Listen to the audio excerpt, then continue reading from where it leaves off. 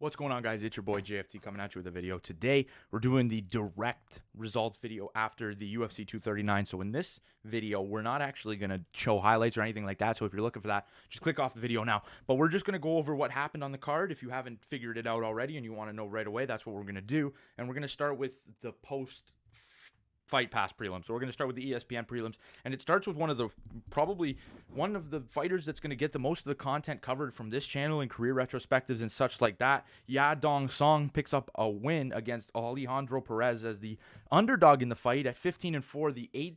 I think he's only 21-year-old picks up a KO in the 2 minutes and 4 seconds into round number one. It was the first fight I saw, so I didn't want to cover any fights I hadn't seen. So that's the first result I wanted to cover. Second off, Claudia Gadelha in a really boring fight dominates Randa Markos. It was more of a nobody would really attempt to finish the fight, but nonetheless, Claudia Gadelha got the better of the striking exchanges, and that's really all we saw throughout the entire fight.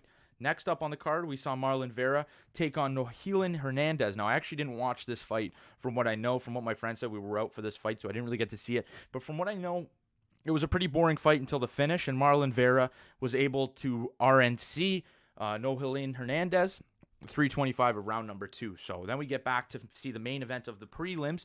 Arnold Allen picking up a win over veteran and legend, basically, of the sport at this point, Gilbert Melendez. Arnold Allen basically outclassed Melendez on the feet. Now, I don't want to say outclassed because Melendez was always in there, always ready to go. You always felt like Melendez could have finished the fight at some point, but Arnold Allen was just quicker, landed the better shots, and never really let Melendez get anything really going. So Arnold Allen, the Brit Almighty, gets the win, improves to 15-1, one of the fastest rising stars, and he'll probably get a career retrospective in himself. And then we get to the main card. Now, the main card for me was more about retirements than anything else. I think we should see a lot of these fighters. I don't know where these fighters go from here. I don't want to say they should retire, because if they have the fighting spirit still in them and they want to go into the octagon again, I'm not going to say that they shouldn't. But a lot of guys that I don't know what they're going to do next lost tonight. So it starts with Michael Chiesa, Thiago Santos. Thiago Santos loses. He's already been inducted into the Hall of Fame for his fight with Clay Guida. So where does he go next? What does he want to do at welterweight? Chiesa dominated him. Chiesa, at this point, Chiesa looked like he's on the verge of a top 5 to top 15 spot at welterweight. I don't know how he does against the top guys, but we'll see. He did look very, very good in this fight. Dominated the decision, and now Thiago Santos is kind of at that point. Does he take on a couple more up-and-comers? Does he become that gatekeeper to the top 15? Does he want to keep fighting?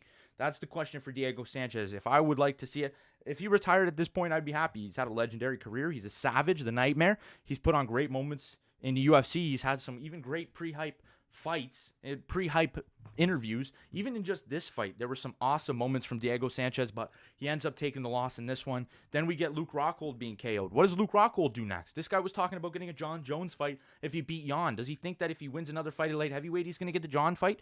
I don't think that's possible now. I think that there's serious concerns about his chin at this point.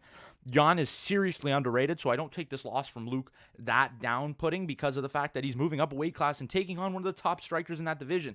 So if you want to argue Luke Rockhold's chin's deteriorating, I'm not going to argue against it. Where does Luke go from here? What is next for him? Does he go back down to middleweight and challenge a contender in the top 10 to 15? I think he'll probably take on another fight, but he's going to have to start stringing together more wins before he's in the title picture in any weight class he decides to come back at. And then we get Ben Askren, who gets the fastest knockout in UFC history. Jorge Masvidal just sprinting, flying knee, 5-second KO. Ben Askren was stiff like a board. This was the first time Ben Askren's probably faced something like this. He's never been beaten. 19-0, now 19-1. This was brutal. Like, this was vicious. Jorge probably ended this guy's career. I don't know what he does next. Does he take on more top guys in the UFC? Does he take on more tough fights? I don't know what's next for Ben Askren. I think out of all the fighters that I'm going to talk about retiring, the least likely is Ben Askren. I think that he's going to want to take another fight because I really don't think he wants to go out as that guy that just got finished in 5 seconds to Jorge Masvidal, who poor sport after the fight, but there was trash talk coming into it, so can you really blame him? Then you get to Amanda Nunes, Holly Holm, exactly who was predicted to win the fight, won the fight. Amanda Nunes. I picked Holly Holm, but more of I thought Holly Holm was going to be able to calm in the moment, but against big fights, Holly Holm doesn't come to fight. So she did in that underdog spot where really everybody counted her out against Ronda, but in this one, she's already been a champion. She was a little stiff. She didn't want to engage with Nunes. Nunes clearly had a power advantage. Nunes strikes fear in the eyes of so many women's fighters. So Holly got beat the entire first round, and then a head kick silenced, ended the day. head kick followed by some punches. So Holm ends up losing. I don't know what's next for her. It's just the fact that I don't know what's next for these guys. Maybe they find a fight. Maybe they ask Dana, let me get a fight in that top 10 to 15. But that's what each one of these guys are going to get. They're not going to get anything big, and they're not going to get to a title in their next fight or even 2 fights from now unless they're really, really amazing finishes in the next 2 fights. And then you get to Jon Jones versus Thiago Santos. This is the only one that I don't think either guy's anywhere close to retiring. Jon Jones slicks by the judge's decision. 2 judges gave him a 48-47. It was close. A lot of people probably disagreed with the decision, including myself.